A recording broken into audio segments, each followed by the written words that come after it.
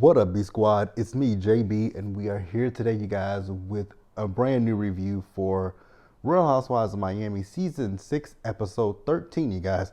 This episode was titled Miami in Mexico, you guys. So before we go ahead and jump into this review, if you guys are watching this video or any other video on the channel, and you guys aren't subscribed yet, I need you guys to do me a solid favor and stop taking me out on this date and then having me pay for it at the end of it. You guys know the routine. You can do me that favor by liking the video, subscribing to the channel, turning on your post notifications, and sharing the video, you guys. And with that out of the way, without further ado, let's go ahead and discuss the Real Housewives of Miami, shall we? All right, you guys, so this episode, you guys know that the ladies are going on their cast trip to Mexico City, right? So all the ladies are going to be going on the trip, but Dr. Nicole will be joining them late because she unfortunately has to, or fortunately has to work her job because she couldn't find someone who could, fill in for her. So she will be joining the ladies later that day, but it'll be during dinner. So all the ladies, like I said, are going. We see, it's Marisol the drunk, Alexia, Adriana, Larsa, Lisa, Julia, Kiki, and am I missing somebody? Gertie, right? So while they're on their way there in a Sprinter van, they're talking to Gertie and they're asking Gertie, actually, I think it was Lisa who asked her, how did your second surgery go? And she told him it was successful. They got all the margins, but unfortunately, she will have to go through chemo. And we all know Gertie's outcome. She's gone through chemo and she's on the other side, so I say this every week, but we have to remember that. And Alexia is just telling them, what the events are for the trip. So one day they'll be going to the cathedral, and then they'll also be doing, what else? They're going to be going to the cathedral, they'll do a gondola ride, and then they'll also be going to the Pride Festival, which we all know that Adriana's performing at. Then Larsa tells them that they'll also be going to, do a tasting of her tequila. So with the tasting of the tequila, Larsa decided to bring it up to Alexia that, her feelings were hurt because Alexia said last season that, it always feels like when it comes to Larsa, when she invites you somewhere, it's always basically about her business. Now, do I like Larsa? No. Am I going to sit here and be like, oh my God, Larsa shouldn't be doing this? No. I mean, that's what the housewives do. Y'all promote your brands. Y'all remember last season how they did Kathy on Beverly Hills when she was promoting that tequila, or what was it? Whatever she was promoting, right?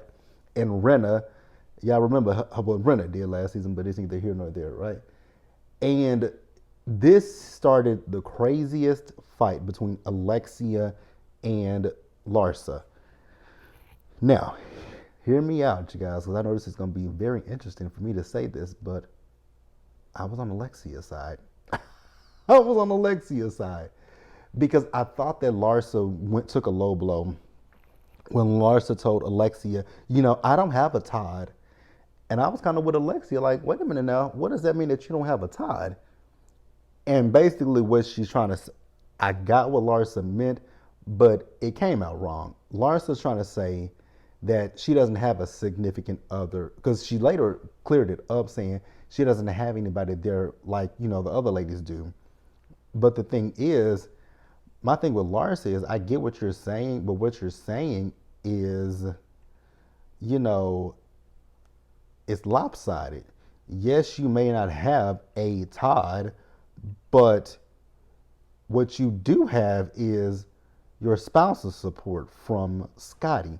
I know Scotty didn't leave you high and dry, because if he did, you wouldn't be able to live in that penthouse that you're living in. So Scotty didn't leave you high and dry. So let's stop pretending like he did. You may not be in a relationship with Scotty anymore. You may not be married to Marcus, but you are not destitute.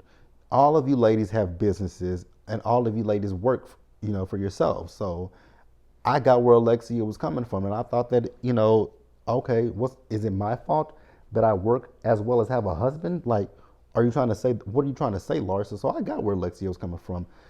I hated to get where Alexia was coming from, but I absolutely understood Alexia in that moment. Oh God, the fact that I understood Alexia. Mm-mm-mm. You know it's a cold down hill when I'm agreeing with Alexia of all people. But let's pause here and move forward, you guys. So after this, Alexia and Larsa were literally arguing with each other. I was like, how long is this argument gonna last? Because I thought, again, I got where Alexia was coming from, but then when Larsa finally cleared it up, I got where Larsa was coming from. But like I just said a few minutes ago, when it comes down to Larsa, it's not like Scotty left you. It's not like Scotty is doing you like Lenny is doing Lisa. Like Lisa doesn't know if Lisa's gonna get anything from this divorce with Lenny.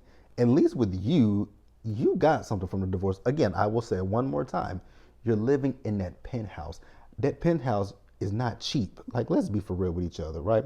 But they dispersed, and so after that, we see as the girls have split up, right?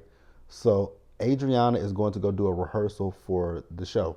Mind you, she only has 24 hours to get it done. I was like, God dang. Now that's I don't know if I would be able to do that. I don't think I could do it, but kudos to her.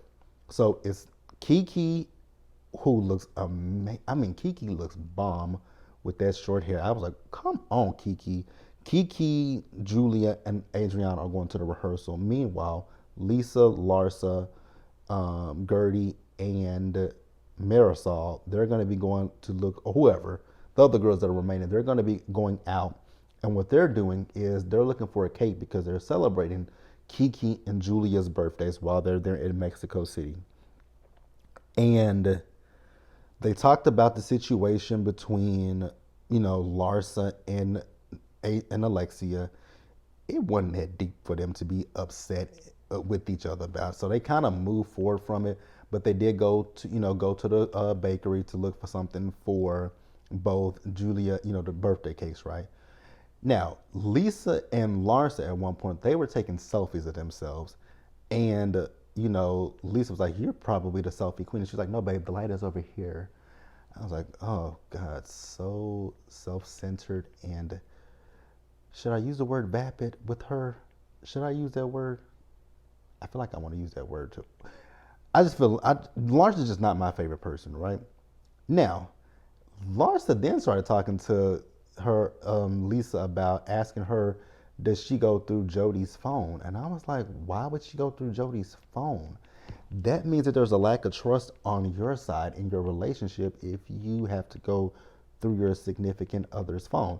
And if you feel like you got to go through your significant other's phone, then end the damn relationship. Unless you guys decide that you guys want to be in an open relationship, end the fucking relationship. So Larsa says that she and Marcus have each other's passcodes. Actually, their passcodes are the same. I was like, that's very weird. I'm sorry. I'm not like, me and Bay's passwords are not about to be the same. Absolutely not. You don't need to know my password unless something happens to me. Then yeah, but don't go through my phone. You're not getting my passcode. Do I have anything to hide on my phone? No, nothing in there to hide. But I trust, like, I hope you trust me enough to not go through my phone, and I trust you enough not to go through your phone. Like, I'm not doing that. But it is what it is. Now, the ladies, so they went for a walk, right? And while they're going for this walk, Lisa is talking about the situation with Lenny and how Lenny is a flip-flopper. He'll tell her one thing and then he'll go talk to his attorney. And when he talks to his attorney, it's like, oh, I never said that. Oh, God, Lisa. Mm-mm-mm. I just don't know how the hell she's dealing with going through this divorce with that fool. It just couldn't be me. What I think Lenny is doing is I think Lenny is playing a game with Lisa. I feel like the game he's playing is he has the money, he has the power, he has the control, right? So he has the money to pay his attorneys to draw out this divorce and make this divorce longer than it needs to be. Whereas Lisa might not, Lisa is not the main breadwinner in the relationship. So he's he's holding on to the purse strings. Then on top of that, Lenny wants to build a house for her. Lisa tell him and his lawyer to shove a dick up their ass, down their throat, wherever they gotta shove that damn thing. Shove a dick. Because you're not gonna build me a house, because if he builds you a house and it's in his name and not yours, he then still has power and control over you. You want to relinquish all control and all power to that cretin of a man. Like, absolutely the fuck not. I'll tell Lenny, fuck that. I don't want you to build me a house. I want you to give me the money so that if I want to build my own house, I can do that. Or if I want to go get me an apartment or buy a home, I can do that. But you're not going to dictate where I live. You're not doing any of that. Like, hell to the nah. Fuck that. Fuck that. Lenny and his attorney could literally kiss my motherfucking ass. We'll pause here and we'll move forward. All right, you guys. So next up, we see Kiki. And if you guys notice, I'm looking at the TV because I'm rewatching the episode again. My notes, I have everything in my notes, but there were some things that I was working while I was doing my notes, so I didn't catch everything. So Kiki went to Gertie's room, right? And they were having a conversation. Now, they showed a flashback scene to when Kiki, Adriana, and Julia went out. So Julia brought up the fact that Larsa had done a podcast, and in the podcast, she was talking about fake tears, she was talking about Gertie, right? Gertie didn't think that it was like right then. She didn't think that it was like recent. And Kiki was like, no, I think it was a few days ago, girl. Like a few days ago.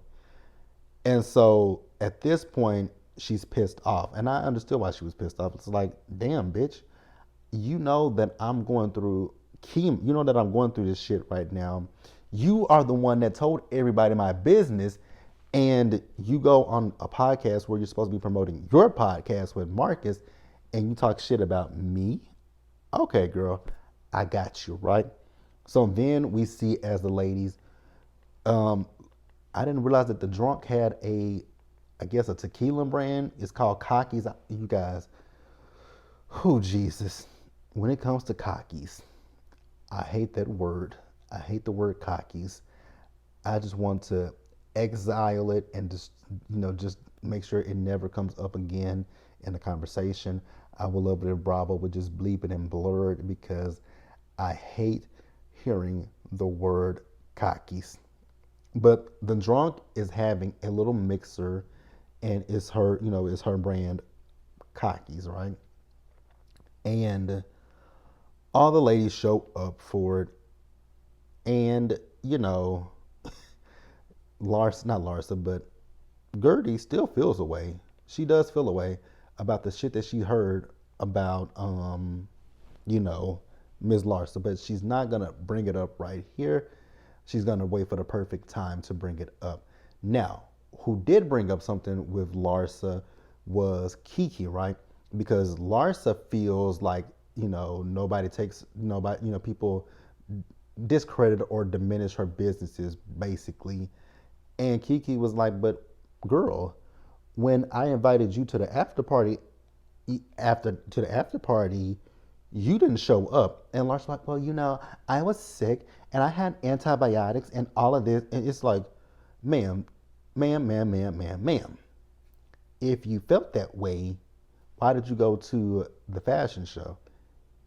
Because if you're feeling so bad, you wouldn't have went to the fashion show. You never even said anything about the fact that you were sick.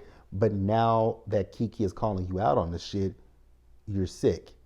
Even in the flashback to Kiki, you didn't say, oh, Kiki, girl, I'm sick. You just told her I went home, girl, and I'm sorry. Like, Larsa's full of shit, and Larsa's a liar, and Larsa gets on my damn nerves. That's all I got to say about Larsa. Like, you want people to be there for you, but you can't be there for them. Okay, pot, meat, like, whatever. So we see the ladies as they went to dinner, and they went to this place where a guy is doing art, and the servers had little like bunny hats on with it was over their eyes. Baby, Kiki was in love until she found out one of them was gay. And what I will say is the food. What was that? I'm sorry, I would have been hungry because I don't understand people who go to these fancy ass restaurants and they bring the plate out and put it in front of you and it's something this big on the plate. It's like, what am I supposed to do with this? Okay, cool. So they played a game of truth or dare, and Kiki was there to take one of go into the closet for 5 minutes with one of the guys, right? And Kiki was asking the man in the closet or out the closet, and the man said, "I'm out the closet," and she asked the girls, "What does that mean?" They said, "Girl, he's openly gay." I was like, Kiki, that wasn't the object of the game. The object of the game was to go into the closet and be in there with the person for 5 minutes or 5 seconds, right? And you know, it maybe make out or whatever. But I like Kiki, you guys. I really do. I enjoy Kiki, right? So Lisa, not Lisa, but Gertie was next up, and so she said truth or dare to Larsa, and Larsa said, truth. And she said, "Oh, good." So she asked her, "So is it true that you were promoting your podcast and you said fake tears?" And Larsa said, "Yes." But it was because you called me the fakest one of all. Larsa, Larsa, Larsa, Larsa. Look in the mirror, boo. Go look at season 1 of The Real Housewives of Miami. And look at your face currently and look at your face on season 1 of Miami. You're not the same woman. You are a whole new woman, so you are the fakest one of them all. And I don't know why Larsa took that so, what, I know why she took it so deeply is because of the plastic surgery, because I'm pretty sure she sees the comments that people say about her. And, hey, girl, if the shoe fit, baby, wear that motherfucker because you're the fakest one. You're literally the fakest one physically and just in real terms, the fakest one of them all. So it is what it is. But that's the episode, you guys. Please let me know what you guys thought about it down in the comments section below. If I did miss anything, please let me know if I missed anything, and we will discuss it in the comments, you guys. But as always, stay safe out there. Take care of yourselves, you guys. Wash your hands, be blessed, and I will see you guys in the next one. So I will see you guys again later on for what comes on tonight. Oh, The Traitors on Peacock. I'll see you guys for that. I'm still trying to play with this if I want to do a pre-recorded review or if I want to do a live review. So keep an eye out. But I feel like this week it'll be pre-recorded and then probably going forward it might be live. I'm just not 100% positive on which one I want to do. But you guys, I'll keep you guys informed, abreast of all of that stuff. But like I said, I'll see you guys in the next one.